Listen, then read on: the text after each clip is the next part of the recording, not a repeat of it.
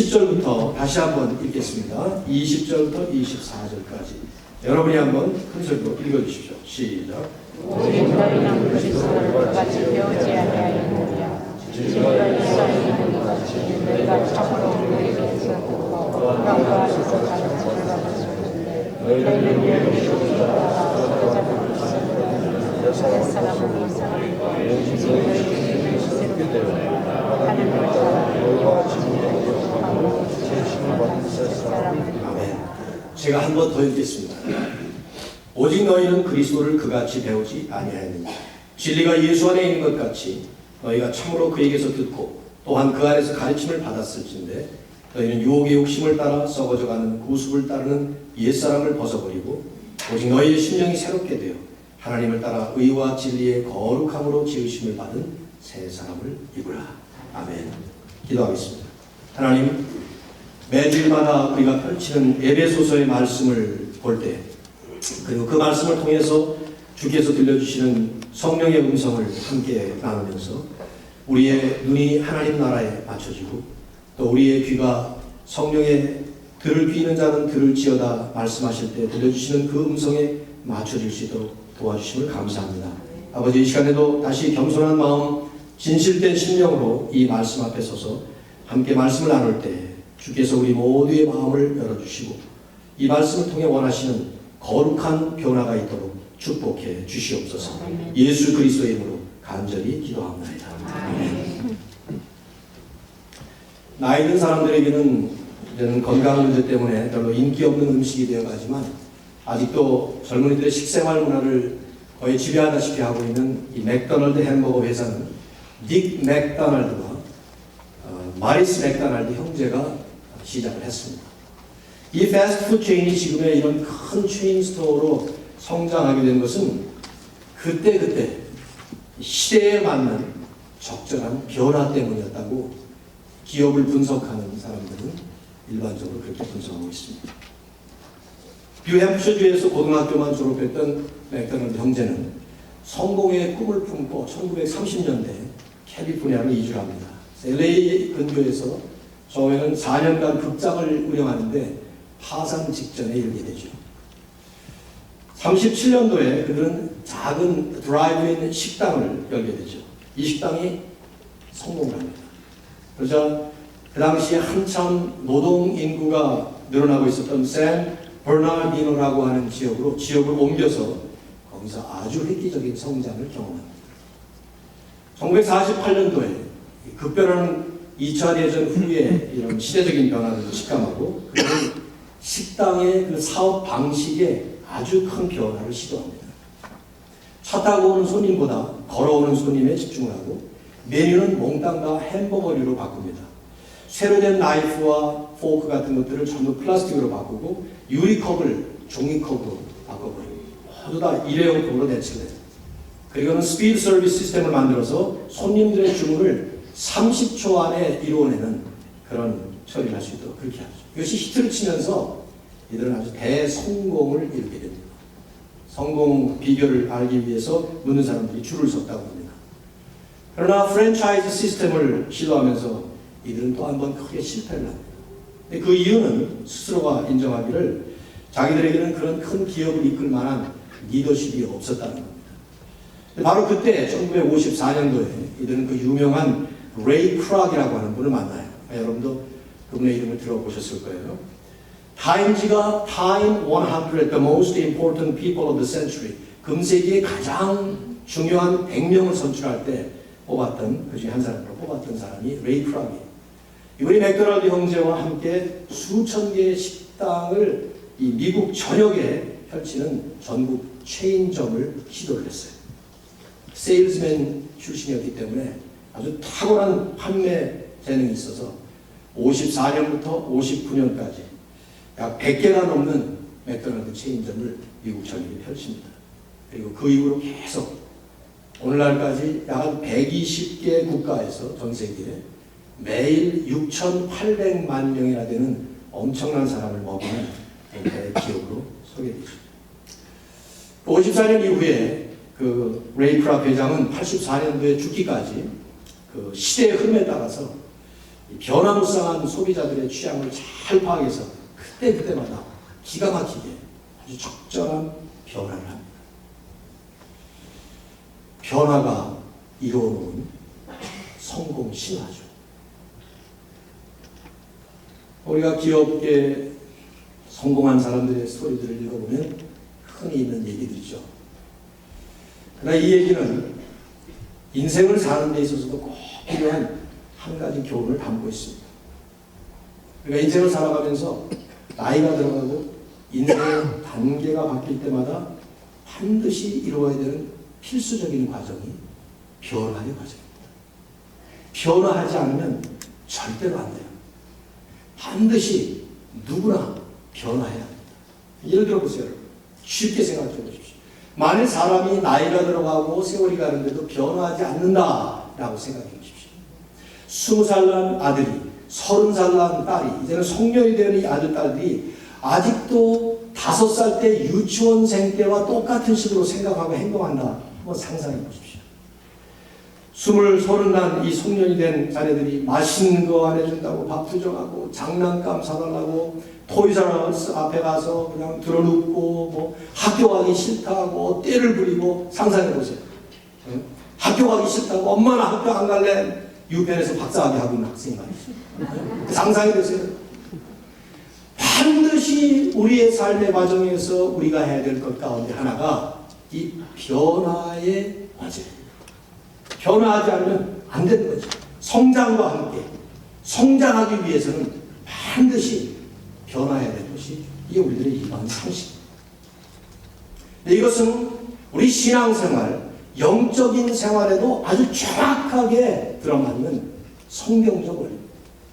너희는 유혹의 욕심을 따라 썩어져가는 구습을 따르는 옛사람을 벗어버리고 이제는 오직 너희의 심령이 새롭게 되어 변화되어 그 말이 새롭게 되어 하나님을 따라 의와 진리의 거룩함으로 지으심을 받은 새 사람을 입으라. 우리가 외웠던 이 말씀, 지난주에 나눴던 이 말씀은 사실 어떤 잘못 생각하면 오해할 수도 있는 표현이 여기 담겨져 있어요. 옛사람을 벗고 새 사람을 입으라. 이런 명령형으로 되어 있어서 이제 당장 바꿔라. 지금부터 바뀌어라. 그런 말씀 같이 보입니다. 그러나 이미 지난주에 설명했습니다. 지난주에는 연휴가 끼어서 많은 분들이 못 나오셨었는데 그 뜻이 아니라고. 이 정확한 뜻은 하나님께서 예수 그리스도를 통해서 우리를 구원하실 때 이미 우리의 옛사람을 벗게 하셨어요. 그리고 이미 우리를 새 사람을 입게 하셨습니다. 그럼 또다시 왜 이렇게 말을 하느냐? 왜 이런 명령형으로 번역할 만한 여지가 그 안에 있느냐? 이 뜻이에요. 우리가 예수 그리스도를 믿을 때 하나님은 우리의 옛사람을 이미 벗기시고 우리의 새 사람을 이미 입히셨는데 그렇기 때문에 더 이상 옛사람의 삶으로 돌아가지 말고 새 사람의 삶을 살아줘야 된다. 그 말이에요. 옷을 바꿔 입는 것만이 아니라 이제는 바꿔 입은 옷에 걸맞는 삶을 살아야 된다 하는 것이죠. 예를 들지 않았습니까? 지난주에 감옥에서 죄수복을 입고 살던 사람이 감옥을 나오면 더 이상 죄수복을 입지 않듯이 군대에서 군복을 입고 군생활하던 군인이 제대를 하게 되면 더 이상 군복을 입지 않듯이 아니 깨끗하게 아침에 일어나서 목욕하는 사람이 어젯밤에 더럽혀졌던 그 옷을 또다시 입는 것이 아니라 깨끗한 새 옷을 입는 것처럼 이제 그렇게 새 사람의 옷을 입었기 때문에 더 이상 그 옛날 사람의 옷을 또다시 입는 생활을 하지 말고 이제는 새로운 사람, 새 사람의 삶으로 살아줘야 된다 하는 얘기를 하는 것입니다. 자, 이렇게 말씀하는 이유는 신학적인 이유가 있어요. 교리적인 이유가 있습니다. 이걸 여러분이 잘 인식하셔야 됩니다. 뭐냐면 하나님께서 우리를 구원하실 때 우리에게는 이중적 역사가 일어납니다. 그게 뭐냐면 첫 번째는 우리는 하나님 앞에서 의인으로 거듭나는 거예요. 근데 이 말이 무슨 말이냐면 하나님 입장에서 보실 때 우리가 의인으로 거듭나는 거예요. 우리가 아직 의인이 아니에요. 하나님이 우리를 보실 때 우리가 의인으로 보신다는 거예요. 왜 그렇습니까? 왜 그래요? 우리를 보실 때 하나님은 더 이상 그냥 하나님이 우리를 이렇게 보지 않아요. 반드시 그 가운데 예수 그리스도를 통과하시면서 봅니다. 쉬운 예를 든다면 이런 것 같아요. 안경을 쓰고 보는 거예요. 하나님은 그리스도라는 색안경을 쓰고 우리를 보셔요. 그렇기 때문에 더 이상 죄인이었던 김태원의 모습이 아니라, 죄인이었던 여러분의 모습이 아니라, 이제는 예수 그리스도라는 십자가를 통해서, 부활을 통해서 우리를 보시기 때문에 우리를 의인으로 보시는 거예요. 누군지 예수 그리스도 안에 있는 자는 정죄함이 없느니라. 그 말이 그 뜻이에요. 이걸 하나님 입장에서 우리를 그렇게 보시는 거죠. 그래서 그걸 우리가 뭐라고 부르냐면 칭의라고 불러요. 우리는 의인이 아니지만 의인으로 불러주는 거예요. 의인으로 justify 해주는 것이죠. 의인으로 내가 칭해주겠다, 인정해주겠다, 그 말이에요. 그러나 우리 입장에서는 아직은 의인이 아니에요. 여전히 우리 안에는 죄가 있습니다. 그래서 그 의인으로 불러주시는 하나님 앞에서, 의인으로 우리를 칭해주시는 하나님 앞에 정말 의인으로 변화되어 가야 되는 과정이 나온 것입니다. 이걸 교리적으로 성화라고 합니다. 칭의, 성화, justification, sanctification.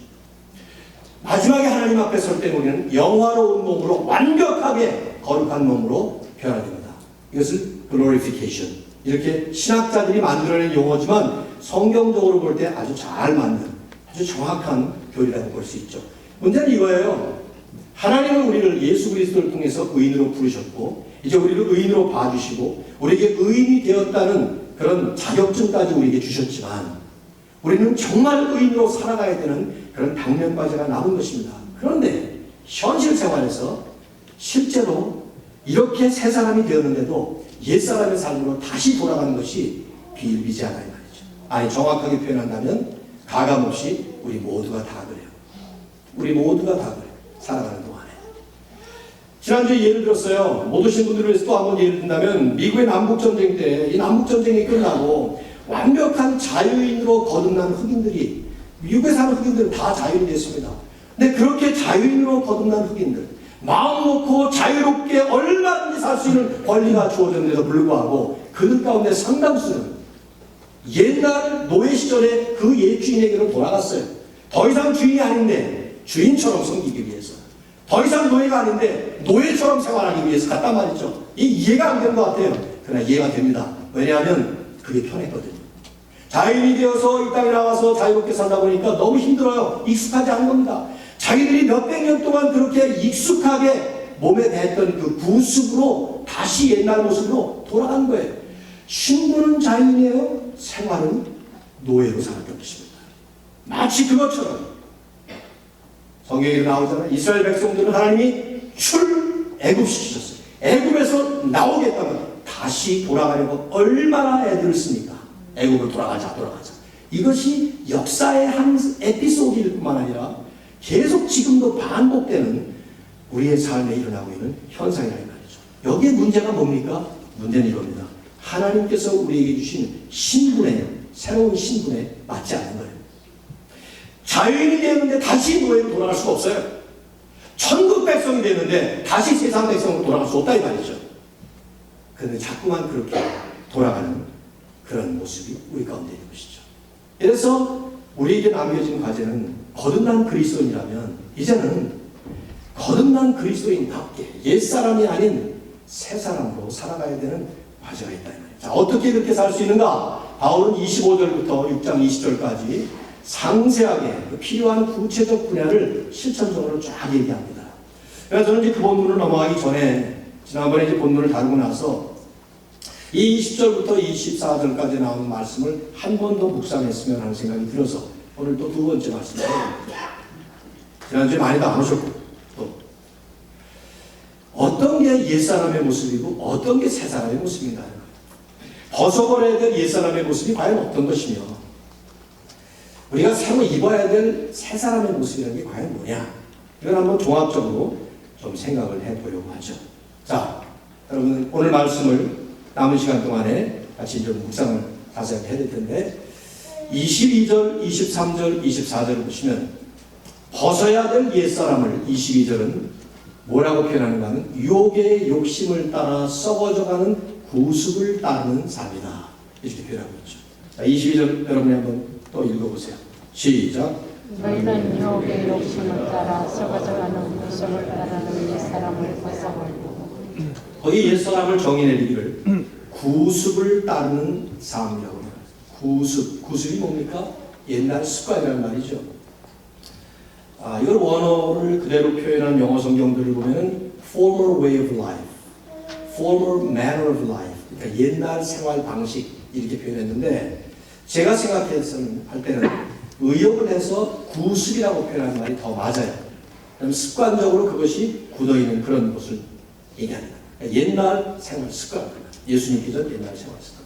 그러니까 이 말씀은 옛사람을 벗으라 하는 얘기는 예수 믿기 전 옛날 생활 습관, 그걸 버리라 그 말이에요. 쉽게 생각해 보면 우리가 예수 믿기 전에 죄와 관련된 그런 생활 습관도 있었을 거예요. 그런 방식도 있었을 겁니다. 그걸 버리라는 거죠. 굳이 죄와 직결되지 않더라도 가만히 생각해 보면 그 자체로는 대단한 죄가 아닐지 몰라도 그것을 끊기 전에는, 그걸 끊지 않으면 여전히 구습을 따르는 옛사람의 삶으로 돌아가게 한다면 그런 것도 끊어야 될 필요가 있습니다. 뭐 가끔씩 저보고 그런 질문 많이 해요. 술 마시면 죄입니까? 이렇게 질문해요, 어떤 분들은. 특히 미국 같은 나라에서 저녁에 스테이크 하나 먹으면서 와인 한 잔 마시면 죄입니까? 이런 식의 질문하면 그건 그 질문 자체가 뭐가 잘못됐어요. 죄면 안 하고 죄 아니면 합니까? 수준을 볼 때 여러분 생각해 보세요. 그리스도인의 수준이 아예 죄면 안 하고 죄가 아니면 하고 그 정도 수준이면 그런 질문을 해도 돼요. 저는 이런 문제를 저한테 질문할 때 이렇게 생각합니다. 글쎄요, 뭐 예수님도 지난번에도 제가 말씀드렸잖아요. 저희 삼촌 같은 분은 술을 워낙 좋아하시는데 예수 안 믿는 분이셨어요. 근데 성경에 나오는 술을 좀 이렇게 옹호하는 듯이 보여지는 성경 본문들 다 꿰고 있었다니까요. 전부 다. 노아가 마지막에 포도주에 만취된 노아는 믿음의 조사 뭐 이딴 소리. 그는 완전한 의인이요 뭐 그 당시 하나님과 동행하던 자요. 그래서 홍수 심판에서 보면 그런 사람이 술 마시. 그럼 어떠냐고 이런 식으로.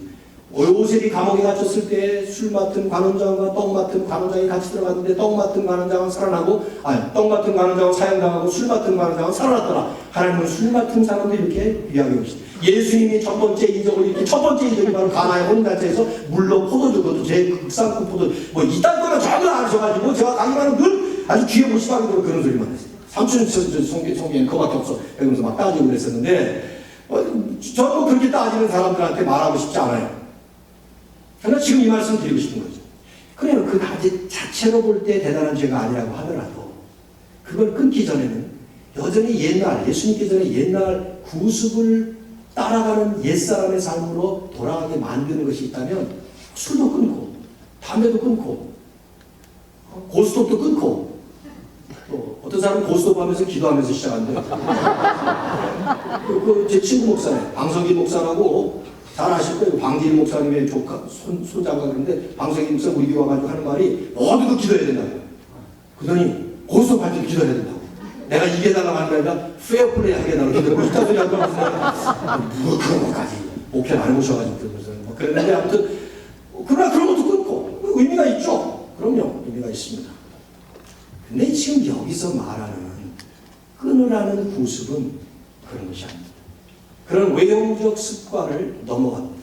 외형적 습관보다 훨씬 깊이 들어갑니다.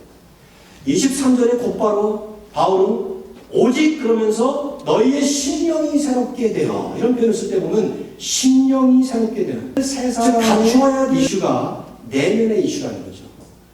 그렇다면 벗어버려야 될 옛사람의 이슈도 역시 내면의 이슈라는 얘기예요. 거기서부터 출발하는 그 외면, 거기서부터 출발하는 그 외형적인 습관을 얘기하는 거예요. 그래서 오늘 본문을 자세히 보세요. 유혹의 욕심을 따라 썩어져가는 구습이라는 표현을 쓰고 있어요. 수식어가 많은데 구습, 즉 옛날 생활 습관, 예수님을 알지 못할 때 그 생활 습관은 유혹의 욕심을 따라 우리를 썩어져 가도록 만든다 이 말입니다. 이게 무슨 말입니까? 우리말 번역에는 유혹의 욕심 이렇게 되어 있는데 그 말은 원어에는 속이는 우리의 마음의 소원이라는 뜻이에요. 그러니까 deceitful desire. 거의 대부분의 영어 성경들이 그렇게 표현했어요. deceitful, 속인다 이 말이에요. 기만적이다 이 말이죠. desire, 우리 안에 있는 그냥 욕구예요. 그것이 우리를 속여서 우리를 썩어지게 만들도록 하는 것이 그게 옛날 습관이라 이 말이에요. 자, 여러분 제가 좀 설명을 드릴 테니까 저를 좀 보십시오. 자, 생각해 보세요. 상식적으로 우리는 누구나가 내 안에서 나오는 욕구로 살아갑니다. 잘 생각해 보십시오. 누구나 자기 생각이 옳다고 여기고 그 그 생각대로 살고 있기 때문에 내 안에서 자연스럽게 나오는 그 desire, 바라는 것, 그것이 정상이라 생각하고 그것이 옳다 생각하고 그것이 당연하다고 여겨져서 그 desire를 충족시키면서 사는 거예요. 내 안에서 자연스럽게 식욕이 나와요. 배가 고픕니다. 그럼 밥을 먹죠. 전혀 잘못된 게 아니잖아요. 너무 당연한 거예요. 그런데 저는 보통 1시쯤 되면 배가 고파요. 근데 어떤 사람은 12시에 배가 고픕니다. 어떤 분은 2시간 되도록 배가 안 고파요. 그럼 제가 그 사람들을 보고 당신 잘못된 거예요 이렇게 말할 수 있어요? 그래야 그래요. 대답해보세요. 아니라고. 다 자기에 나오는 욕구대로 그게 정상이라고 생각하고 그게 당연하다고 해서 가는 거예요. 근데 문제는 바로 그 desire, 내가 안에서 있는 그 desire, 그 욕구는 deceitful desire, 우리를 속이는 욕구라는 말이에요. 예수님을 믿기 전에, 하나님을 만나기 전에 우리의 옛사람의 욕구는 나도 모르게 나를 속여서 나를 썩어지게 만드는, 결국 죽음으로 몰아가는 그런 욕구라는 것이죠. 사도 바울은 에베소 2장 1절에서 뭐라고 말하냐면 하나님을 만나기 전, 예수님 만나기 전 너희는 죄와 허물로 죽어 있었도다. 그런 말을 했어요. 그 죄와 허물로 죽어 있었던 우리는 그 죄 가운데서, 그 허물 가운데서 우리 육체의 욕심을 따라 지냈고 그것을 이 세상 풍조가 그대로 만들어내면서 나를 끌어가게 만들고 거기다가 공중의 권세자분자까지 우리의 욕구를 사용해서 우리를 끌고 가는 것입니다. 그래서 결국은 하나님의 생명에서 떠나 있도다. 지난주 본문에 나오잖아요. 그것이 우리가 예수 믿기 전에 우리의 모습이었어요. 나도 모르게 내 안에 나서 나오는 욕구가 너무 자연스럽고 당연하고 옳다고 여겨져서 그것을 충족시키며 살았지만 그것은 주님 알지 못했을 때는 그 욕구는 죄성이 있기 때문에 우리로 하여금 썩어지게 만들어 우리를 점차 죽음으로 몰아가는, 영적 죽음으로 몰아가는 그런 종류의 구습이었다 이 말이죠. 그것을 끊어버리라. 그것을 벗어버리라. 바울은 그 다음 말을 성급하게 그냥 빨리 말하고 싶어요, 사실은요. 왜냐하면 여기서 끝나가지고는 안 되거든요. 옷 벗는다고 다가 아니라 새로운 옷을 입어야 되거든요. 그것을 끊어버리라, 벗어버리라 말하면서 그러나 오직 하면서 너희의 심령이 새롭게 되어 이 말씀을 할 판이에요. 그 다음까지 넘어가야 우리는 좀 더 어그레시브하고 적극적으로 이 문제를 해결하는데 넘어가기 전에 우리가 좀 생각해 볼 만한 이슈 하나를 던지고 싶어요. 이게 뭐냐면 습관의 문제입니다. 습관. 모든 사람은 습관대로 삽니다. 습관이 없는 사람 하나도 없습니다. 문제는 내 습관이 뭔지를 내가 모릅니다. 여러분, 여러분의 습관이 뭔지 아세요? 저도요, 제가 설교한 걸 어느 날 비디오를 보면은 내가 저러고 설교하구나. 그걸 그때서야 알아요. 들으면은 내 목소리가 저런 그때서야 압니다. 몰라요. 제 친구 중에 하나는 오래전에 84년도 신학교 들어갔을 때 사귀었던 친구인데 이 친구는 책을 읽으면 머리에다가 손을 집어넣고 머리카락을 휘집어요. 이렇게. 머리 지금 이렇게. 책을 읽으면 그래요. 책 읽으면 또 뒤집어. 전혀 몰라요. 그래서 그때 도서관에서 만나가지고 친구들이 전부 다 쫙 대여섯 명이 둘러서서 다 같이 앉아가지고 큰 책상에 앉아가지고 전부 다 이제 이러고 있었죠. 한참 있다가 이 친구가 묻는 What are you doing? 그러더라고. 그래서 내가 We're doing what you're doing. 네가 하고 있는 건지 똑같이 하고 있다 했더니 내가 이러고 있냐고 그래. 모르더라고. 몇 년 전에 한 번 또 만났거든요. 시카고에서 지금 신학교 교수를 하고 있는데 여전히 그러고 있더라고요. 그래서 스타벅스에서 만났는데 내가 5분 늦게 갔더니 이러고 책을 보고 있고 몰라요. 잘 안 고쳐진다는 것이. 우리 습관들이 얼마나 많아요. 어떤 사람은 손톱 뜯는 사람이 이렇게 손톱 바퀴가 없어서 물론 뜯기도 하겠지만은 그냥 모르고 손톱 뜯습니다. 긴장하면서 손톱 뜯고 다리 떠는 사람이 있고 뭐 별별 사람. 제가 아는 성도님 한 분은 집사님은 이비인후과 의사인데 한국에서 이분은 카톡에다가 코 후비지 맙시다 이렇게 써놨어. 자기 카톡에. 그래서 무슨 이렇게 유치한 걸 써냐 했더니 아니에요 목사님. 이비인후과 의사인데 코 문제 때문에 오는 사람들 보면요 엄청 많은 사람들이 자기가 코 후비는 걸 모르고 후빈대요. 그리고 고치는데 못 고치는 거예요. 그거 안 고치면 또 재발하고 또 재발하는데 계속 코 후빈대는 거예요. 답답한 거죠 말하고. 그래서 하여튼 뭐 손가락 하나 집어넣어가지고 그냥 팍팍 잠 좀 깨워드리려고 이런 예만 들었는데 이런 예들이야 뭐 이건 애교스러운 습관이니까 그렇다고 합시다. 문제는 죄와 관련된 악한 습관들조차도 우리는 모르는 거예요. 특별히 이런 외형적인 습관만 아니라 내면으로 들어가서 우리의 속 심령에 내가 생각하는 생각, 내가 먹고 있는 마음의 욕구, 이런 것들이 어떤 것들이 버려야 될 악습인지 우리는 잘 모릅니다. 어떻게 합니까? 성령께서 우리 안에 들어오셔서 우리가 성령으로 거듭나 예수 믿게 되면 그때서야 이게 죄였구나. 이걸 하면 안 되는 것이었구나. 이런 생각 자체가 불결하고 더러운 것이었구나. 그때서야 하는 거예요. 칼으로 사람 찍어 죽이지만 않았으면 나는 거룩한 성도인 줄 알았는데 미워하는 마음, 분노하는 마음, 이게 다 살인죄하고 똑같구나. 남하고 잠만 자지 않았으면 간음죄 안 지었다고 나는 성도라고 생각했는데 사진을 보거나 그림을 보거나 지나가는 사람을 보면서 이상한 마음을 먹을 때 그 자체가 더러운 마음이구나. 그때서 깨닫는 거예요. 예수님이기 때문에 깨닫는 거예요. 성령께서 우리 안에 그걸 깨우치고 주는 것이죠. 그렇다면 끊임없이 우리 안에 그 성령님이 음성을 들려주시고 우리를 만져주실 때마다 거기에 반응할 수 있는 영적 민감성이 있을 때야만 우리는 깨달을 수 있지, 안 그러면 못 깨닫습니다. 왜 예수 믿고도 여전히 변화되지 않는 사람들이 있는가? 생각해 보세요. 남 얘기하지 마시고 이런 얘기하면 누구를 생각하시는데 그러지 마세요. 우리 자신 생각하자는 얘기예요. 왜 예수 믿고도 내 안에 여전히 바뀌지 않는 생각, 욕구, 무슨 가치관, 거기서부터 출발해서 언어, 이런 모든 것들 왜 그럴까 생각해 보십시오. 내가 모르기 때문에 그러거든요. 그런데 성령님은 진정으로 거듭난 사람들이라면 성령님은 끊임없이 그것을 깨우치십니다. 이런 설교 시간에도 깨우치고요, 말씀을 내가 보기만 해도 깨우치고, 기도하다가도 깨우치고, 찬양하다가 깨우치고, 남들과 얘기하다가 깨우치고.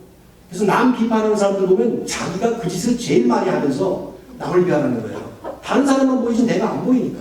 우리 다 그래요, 누구나. 남의 눈에 있는 티를 정확하게 볼 수 있는 실력을 가지고 있지만 그 실력은 내 눈 속에 있는 들보는 보지 못하는 망가진 실력이에요. 그래서 못 보는 거예요, 그것이. 이게 이제 습관과 관련됩니다. 왜냐하면 습관이라는 것은 오랜 세월 동안에 나에게 자연스럽게 아주 컴포터블하게, 그래서 너무 당연하게 여겨지면서 자리 잡는 것이죠. 그래서 우리는 별 생각 없이 습관대로 갑니다. 여러분 양치질 하실 때 칫솔로 몇십 번 하십니까? 몇십 번 하세요 이거? 5번 하고 끝내는 사람이 있어요. 50번을 하고도 여전히 하는 사람이 있고요. 100번 하는 사람도 있고요. 그래요. 저는 몰랐어요. 치과에 갈 때까지. 목사님 너무 힘주고 하십니다. 나를 보고 그러더라고요. 힘 안 주는데 가만히 자니까 맞아. 제가 칫솔을 수도 없이 부러뜨려요. 하다가 뚝 하고 부러진 거야. 난 그때마다 웬 칫솔을 이렇게 약하게 만들어서 남 비판만 하지 내가 힘준 걸 모르고 이렇게 찡그리시네 집사님 지금. 근데 모르는 거예요 이게. 그때부터 칫솔질을 하려고 딱 들면은 힘 빼자 이런 식으로. 제 얘기하니까 여러분 재밌으니까 여러분 습관 한번 생각해 보세요. 돌아가셔가지고 집에 가셔서 배우자들에게 여보 내 말투 가운데 고쳐야 될 말투 없나? 제 아내가 저보고 어느 날 지적을 하더라고요. 당신 제일 많이 사용하는 말 중에 고쳐야 될 말 하나 있어. 뭔데? 그랬더니 정신 나갔어? 그 소리 많이 하더라고요. 정신 나갔어? 그랬더니 나는 그거 굉장히 고상하게 생각했어. 그래서 뭐 한참 하다 보면 정신 나갔어? 정신 나가서 이구만. 그런데 그게 사실은 말 표현만 그럴 뿐이지 이 미친놈아 그런 말 안 해 그게. 그러니까 이거 고쳐야 될 말인데 아직도 이 말을 못 고쳐가지고 정신 잘 자 뭐 이러고 이제 그렇게 말 바꾸고 뭐 그러는데 쉽게 고쳐지는 일이 아니에요. 옛날에도 얘기했잖아요 제가. 우리 누님을 어렸을 때 언니라고 불렀다니까. 언니라고. 누가 그렇게 가르쳐서 나보고 언니라고 부른 거라고. 이 언니라는 용어가 고등학교 졸업할 때까지 전 누님을 보고 언니라고 불렀다니까. 지금도 누님 소리를 잘 못하고 어이 그래 그냥 바뀌긴 바뀌었는데. 여러분 이런 우스꽝스러운 것들이야 그냥 애교로 받을 수 있지만 하나님만이 모시고 있는 성령이 손을 내주셔서 성령이 근심하면서 우리를 고치고 싶어 하시는, 여기 나와요. 성령을 근심하게 하지 말라. 그 악습이 있다면 생각, 언어, 행동 얼마나 고칠 것이 많은가. 이것을 버리지 않으면 우리는 여전히 옛사람으로 돌아가서 사는 것입니다. 치열한 몸부림이 필요합니다. 치열한 겁니다. 군 3년 동안 내 담을 수 없는 그런 욕. 아무 생각 없이 하는 거예요, 그냥. 이걸 3년 동안을 하다가 제가 딱 제대를 했는데, 우리 교회 갔더니 교사팀이 모였어요. 마침 회식을 하면서. 그러면서 저도 군대 가기 전에 교사를 열심히 했으니까. 그래서 목사님이 저보고, 김태원 선생님 제대했는데, 오랜만에 우리, 기도 좀 해주십시오. 그런데. 제가 딱 기도를 하고 눈을 감는데요. 어떤 걱정이 들어요. 지금도 생각해요. 뒷골이 오싹 하면서, 입에서 욕 나오면 어떡하지? 그 생각이 들었어요. 지금도 여기가 이제 오싹해졌잖아요. 그때. 그 군대에서 쓰는 그 용어가 그대로 나오면 어떡할까? 묻지 마세요. 무슨 용어를 썼는지. 민망하니까. 그거 고치느라고요. 몇 개월을 얼마나 애를 썼는지 몰라요. 친구들 보고 내 입에서 욕이 한마디만 나오면 당당히 지적해라. 그러면서 하지. 여러분, 구습을 버리는 것은 간단한 일이 아닙니다. 이런 외형적인 습관은 마음먹은 금방 고쳐요. 하루아침에 술 끊고 아무것도 안 해. 정말 우리의 소치입니다. 그래서 그 다음 말씀이 중요해요. 오직 너희의 심령이 새롭게 되어 뭐가 바뀌어야 돼요? 심령. 이 말이 중요해요. 마음 심자, 영혼 영자인데 이게 원어에 그대로 나오는 말입니다. 영어 성경을 읽어보시면 Spirit of your minds. 마인드라는 말과 스피릿을 같이 썼어요. 성경이 이렇게 쓰는 경우가 별로 없는데 여기는 복합어를 썼어요. 제가 볼 때는 영혼이라고 볼 수도 있고 마음이라고도 볼 수 있고 정신이라고도 볼 수 있고 그 모든 것을 총체적으로 볼 수 있는 부분이에요. 쉽게 우리가 얘기한다면 진정한 나의 자아가 자리 잡고 있는 바로 그 깊은 우리의 속사람의 그 처소, 거기에 바로 성령께서 거하시는 것입니다. 그 성령께서 보시는, 성령이 다스리고자 하시는 겉모습이 아닌 그 내 속사람, 가장 깊은 내 심령, 그 영혼, 바로 거기부터 변화가 일어났어. 그것도 한 번, 두 번이 아니라 여기 새롭게 되어 라는 말은 끊임없이 지속적으로 리뉴하는 말, 변화되라는 말, 새롭게 다시 바꾸고 새롭게 또 다시 바꾸고 그렇게 하는 것이죠. 그 말을 여러분의 성경에서 한번 많이 찾아보세요. 새롭게 된다는 이 표현을 찾아보시면 한결같이 다시 새롭게 renew라는 말을 썼어요. R-E-N-E-W. 새롭게 변화. 우리말은 그런 말이 없다 보니까 그냥 새롭게 이런 말을 썼지만 이건 다시 새롭게 계속 반복적인 얘기예요. 제가 여러분에게 애용하고 있는 성구인 고린도후서 4장 16절 뭡니까? 우리의 겉사람은 요새 성경에 뭐라고 하면 후패라고 안 그러고 낡아지라 그랬어요. 낡아지라. 여러분이나 저나 점점 낡은 고물이 되어간다 그 뜻이에요 지금. 네. 기분 나쁘세요? 네, 현실입니다. 우리의 겉사람은 점점 낡아지지만 그 다음 말이 중요해요. 우리의 속사람은 날로 새롭도다. 저는 이거를요, 이 말씀을 준비하고 나서 새롭게 보게 됐습니다.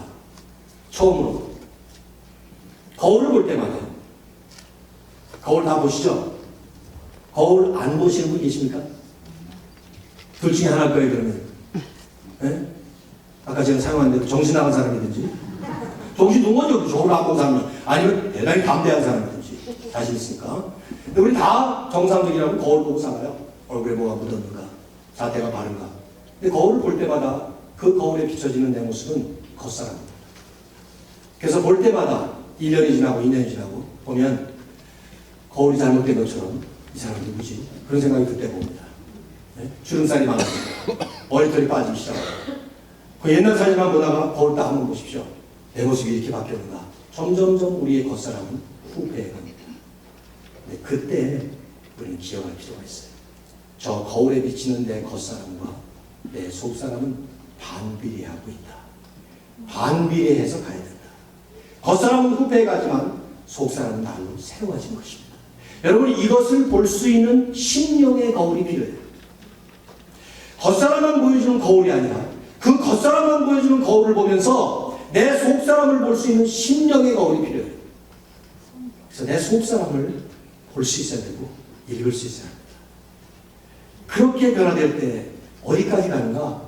그 다음 24절은 뭐라고 말하죠? 하나님을 따라 이렇게 나가요. 그 하나님을 따라 다음에 나오는 말은 지으심을 받은 그 말이에요. 하나님을 따라, 하나님을 따르는 그 내용을 의와 진리의 거룩함으로 말씀하고 있고 지으심을 받았다. 영어 성경을 읽어보시면 created to be like God.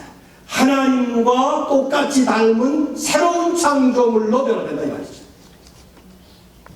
별로 아멘도 안 나오시네. 하나님과 똑같이 닮은 새로운 창조물로 변화된다니까요. 아멘.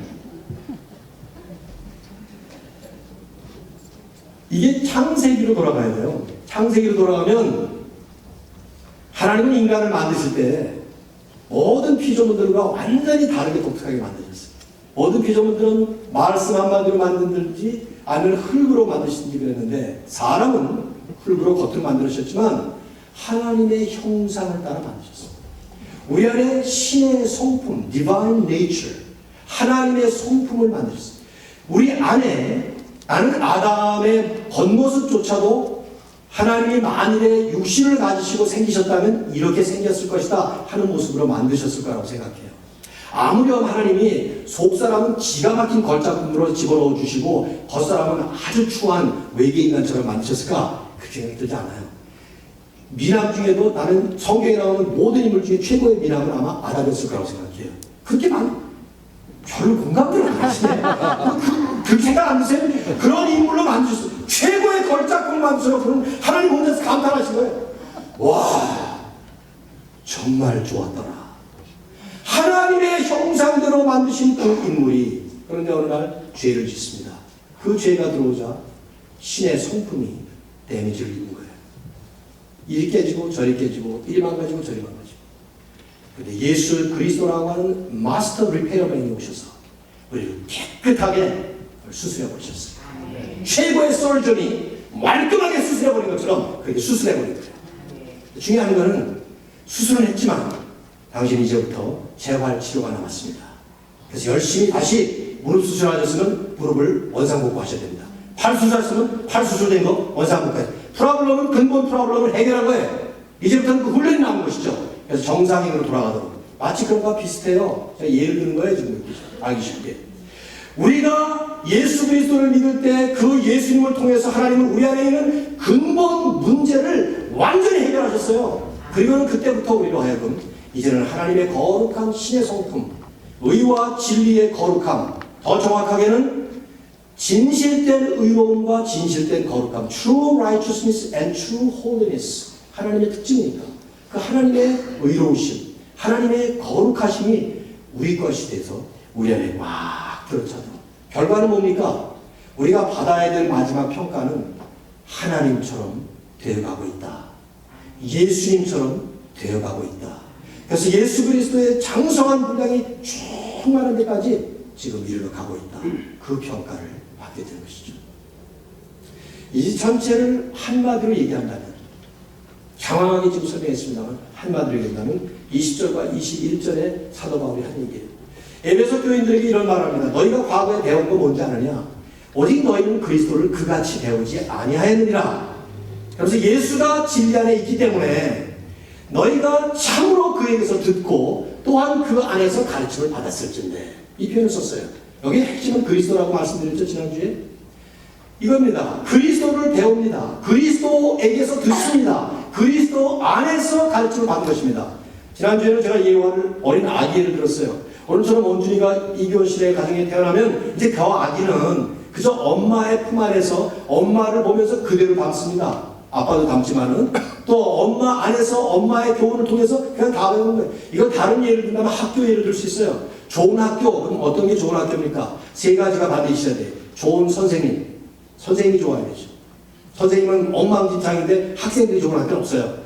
둘째로 그들이 가르치는 교과가 정말 좋은 교과예요. 인류고등학교와 그렇지 않은 고등학교와 가르치는 내용이 틀려요. 인류대학교와 그렇지 않은 대학교와 가르치는 내용이 틀려요. 교과 내용. 세 번째는 학습 분위기. 학습 분위기가 좋아야 돼요.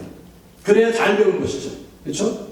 물론 그 가운데서 좀 빗나간 애들이 있긴 있지만 비슷해요. 지금 바울은 그 얘기를 하는 겁니다. 너희는 그리스도라는 학교에 들어가서 그리스도라는 선생님을 통해서 그리스도라는 교과 과정을 받으면서 그리스도 안에서 함께 그리스도와 총체적인 연합을 이룬 것이다. Holistic union with Christ.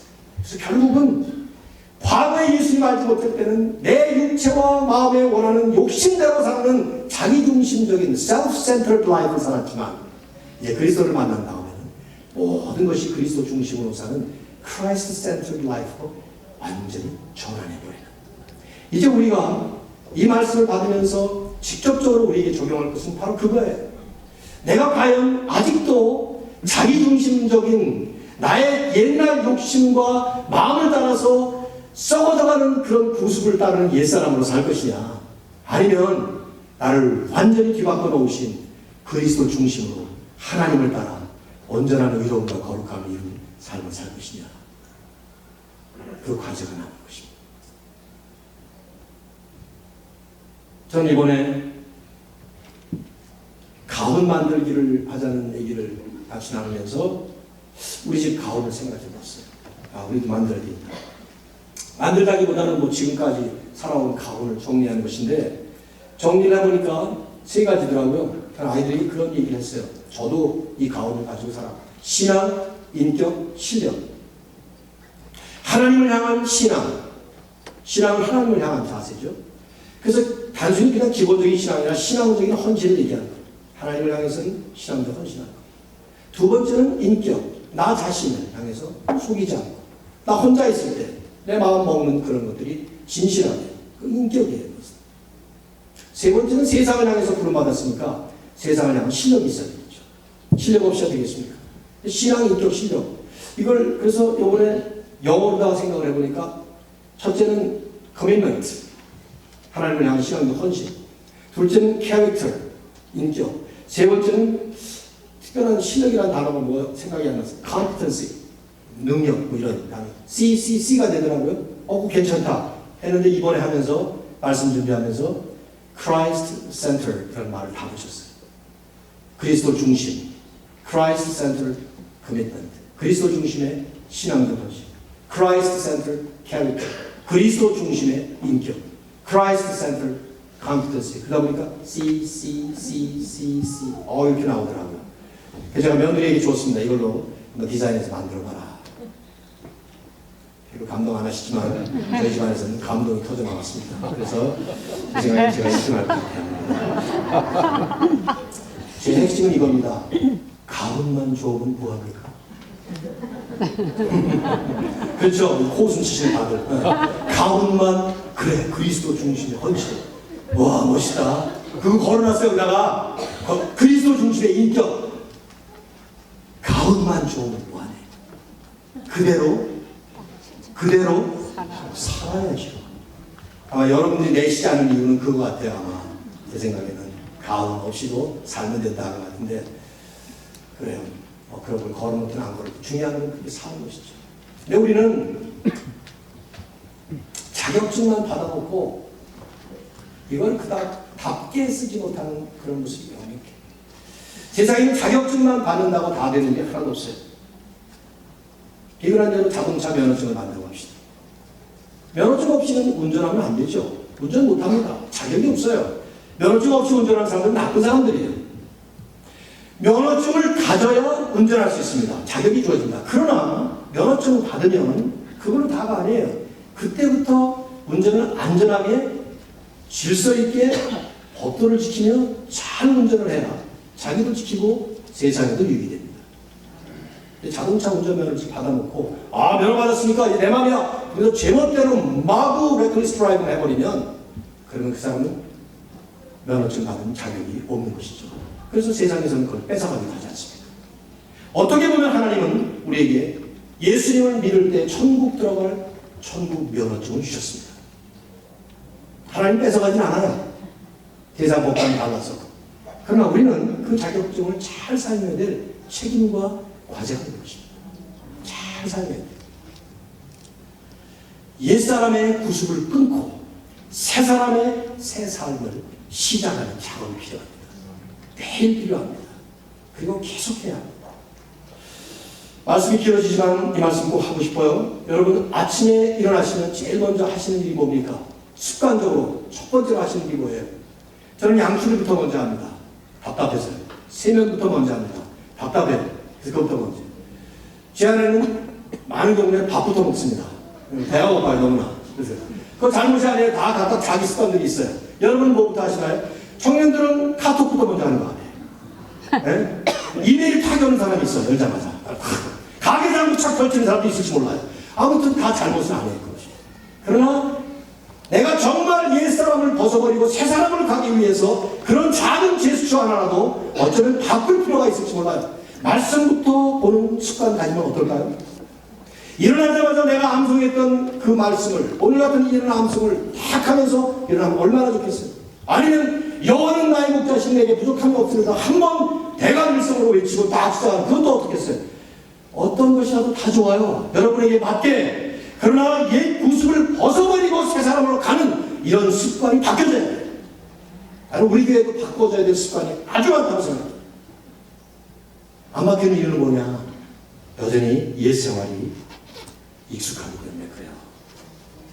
그걸 놓고 버리고 새 사람으로 가는 이 작업이 우리에게 정말 절실히 오고 모두에게 공동체적으로 말이죠. 사랑하는 성도 여러분, 이 말씀을 2번이나 지금 말씀을 나눴습니다. 암송도 했습니다. 우리 안에 정말 하나님의 역사가 일어났으면 좋겠습니다. 그래야만이 세상 황무한 이 모습이 하나님의 영광스러운 모습으로 바뀌게 되는 영광스러운 축복을 누리게 될 것입니다. 부흥의 역사는 제 가슴에서 일어납니다. 여러분 가슴에서 일어납니다. 마지막으로 우리가 부를 찬양은 이제 제가 20년 전에 한국에서 한 10년 동안 참 청년 사역들을 많이 했는데 가는 곳마다 불렀던 찬양이 이 땅의 황무함을 보소서 성령의 바람 불어 성령의 불로 다스려 주옵소서 이런 찬양인데 고영원 전도사라는 분이 이걸 썼고 그 다음에 부흥 이천도수 많은 좋은 찬양들을 썼는데 이 찬양을 오늘 2부 예배 때 부를 때 3부도 부르자. 이 땅의 황무함은 결국 우리 심령의 황무함이에요. 우리 안에서 일어나요. 찬양 함께 하시면서 한번 우리 안에 하나님의 새로운 부흥의 역사가 일어나기를 기대하는 그런 찬양으로 부르시면 좋겠습니다.